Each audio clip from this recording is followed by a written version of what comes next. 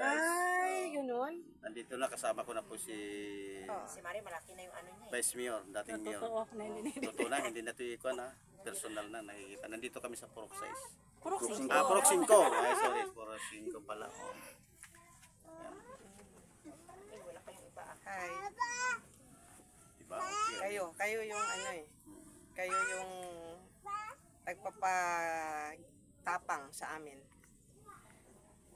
Yun nga sa isa, ikaw lang amin sinusundan Vice dahil nung una at kumbaga na encourage kami dahil sa iyong pinaglalaban na kagandahan dito sa bayan ng Brooksville. Dahil nung una pa ay talagang napakasaya po namin dahil may leader kami na matatag, may prinsipyo na may pinaglalaban, na mapagmahal sa kalikasan at yun ang aming kailangan namin susundan.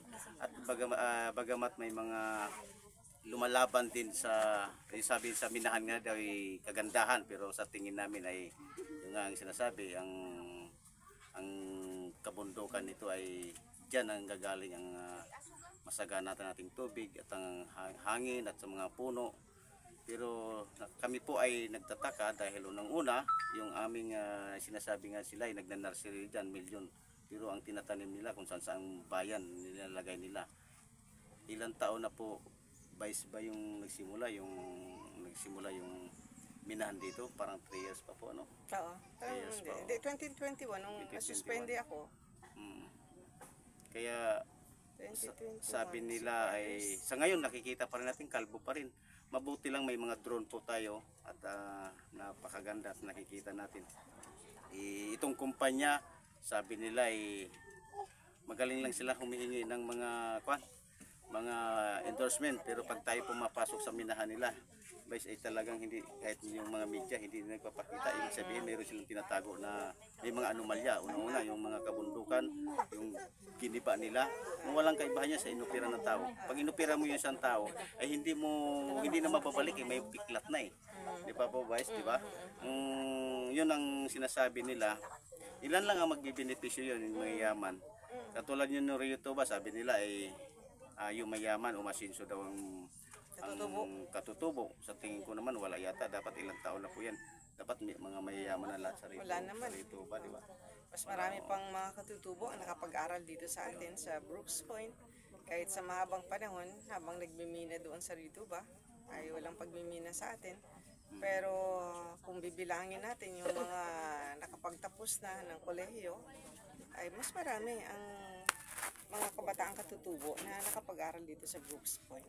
At hindi lang yun, yung sabi mo, yung sa pagyaman ng mga tao, ay ang alam ko mas maraming gumanda ang buhay dito sa Brooks Point dahil lamang sa pagsasaka o sa agrikultura, hindi talaga sa pagmimina. At alam din naman natin na yung epekto ng pagmimina ay ano na yan, hindi lang habang buhay,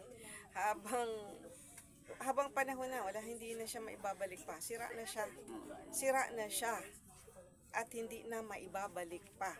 Ano man ang gawin nilang mga rehab o reforestation, hindi na maibabalik yan. Yun nga po eh. Kung tayo nga sa pagtatanim natin ng mga puno sa ating bakuran, kahit dinidiligan pa natin araw-araw yan, mamatay pa din. Kaya how much more yung mga tinanim-tanim lang doon tapos wala na, wala nang pag-aalaga, hindi na maibabalik. Kaya nalulungkot ako dahil dyan sa maasin na talagang pinaglaban natin. Ayan ang ating rice granary, ganun din yung mambalot. Pero alam ko kahit ilang taon pa lang yung operation nila, ay apektado na talaga yung mga magsasaka natin. At hindi lang mga magsasaka, pati mangingisda natin. Apektado na. Yung mga maliliit na tao, apektado. At pagkadating ng mga kalamidad, maliliit na tao pa rin yung apektado.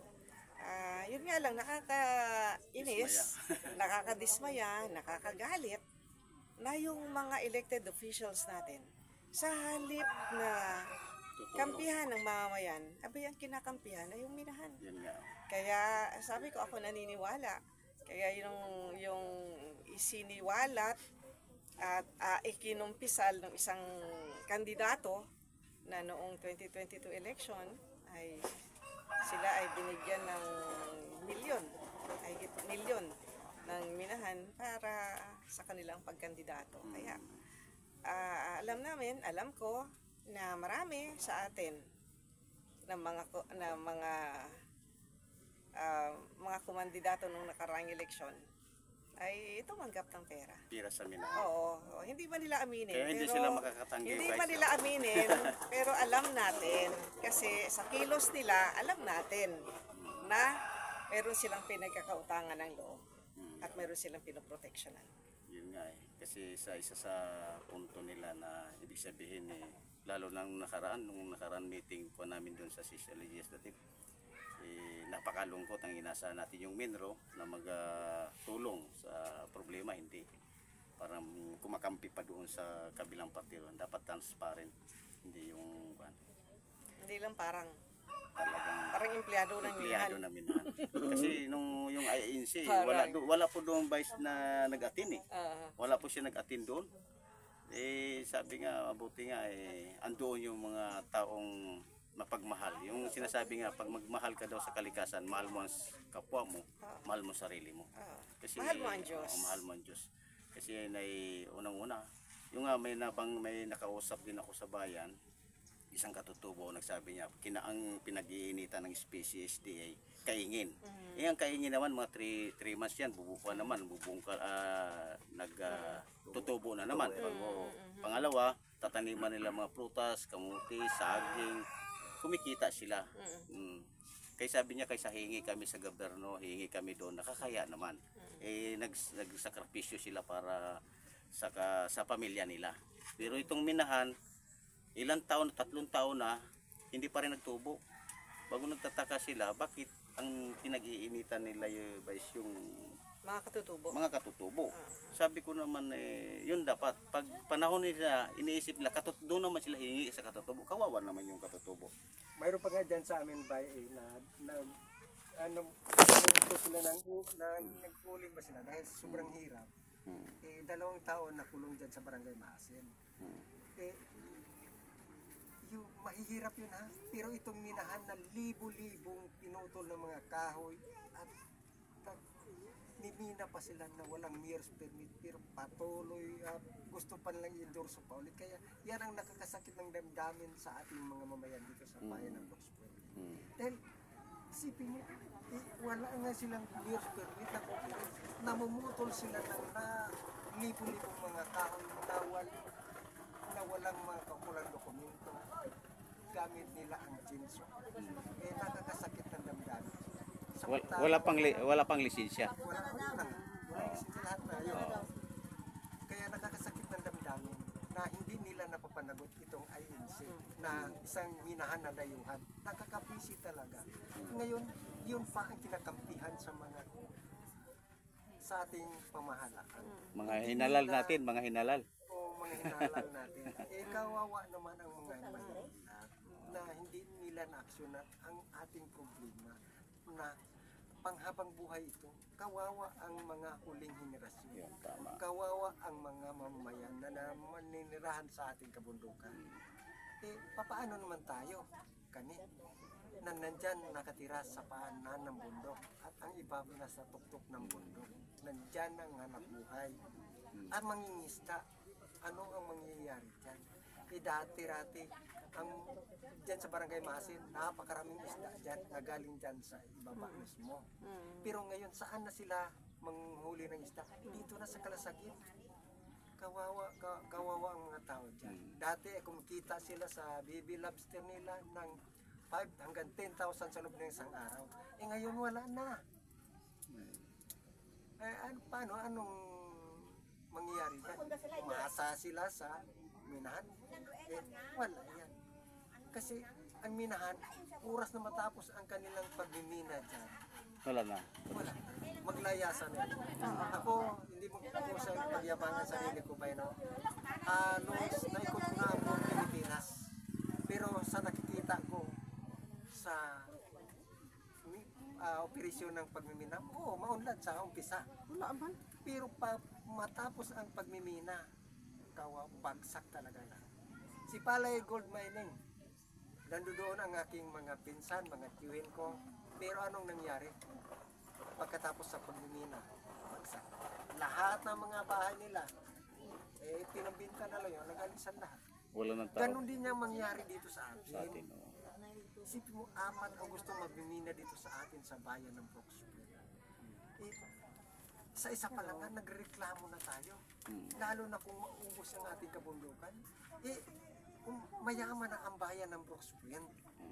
Hindi na natin kailangan ng pagmimina dahil ang atin dito ay agrikultura. Napaaral natin ang ating mga anak dahil sa agrikultura.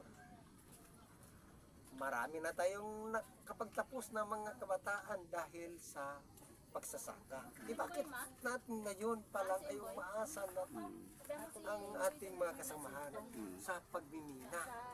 Katwi ang sabi nila, hindi raw sila makakain kung walang pagmimina. Hindi raw makapag-aral ang kanilang mga anak kung walang pagmimina. Nako, kabaliktaran. Hindi ako maniwala sa ganyan. Di ba? Sikon. Pastor, ano masasabi mo sa kuwan natin ngayon? Panahon. Ay, ito na yung sasabi ko kayo na. Ayun na. Panahon umiinit, mainit din ang labanan. Gusto ko lang malaman, mula si Bryce, Oo. kung kamusta niya yung pinag-usapan nakaraan tungkol sa ICC. Kung yun ba ay napagbigyan or hindi napagbigyan. Kasi parang nag-iingi sila ng endorsement ng aminahan na parang magdadagdag sila ng Expand. 1 million to 3 million metric ton Every year. every year. Kung yun ay hindi ko alam kung ano ng sangguniang bayan na pinag-uusapan. Sagutin mo ba? Kami yun ang nagsaksi doon. At ang sinabi ng taga-ANC ay taga-ANC yun, di ba ba? At kasama ng PCC, ang sabi nila, hindi na daw kailangan ng public consultation pa kasi kumbaga ang ICC nila nung mga nakaraang taon pa yun na daw, parang approve na daw yun, renewhan na lang daw diretso. Kaya kami tumututol kaming mga anti-mining na dapat mag-public consultation sila. Pero di Kung ba papayag kami o hindi, ay tayo o hindi. ang sa moratorium kung ano ang nabuksan yun lang. Binaliktad ang sa mahirap wag san hindi lang ko banggitin dito kasi may mga politiko na matamaan. Okay na yan. Okay na.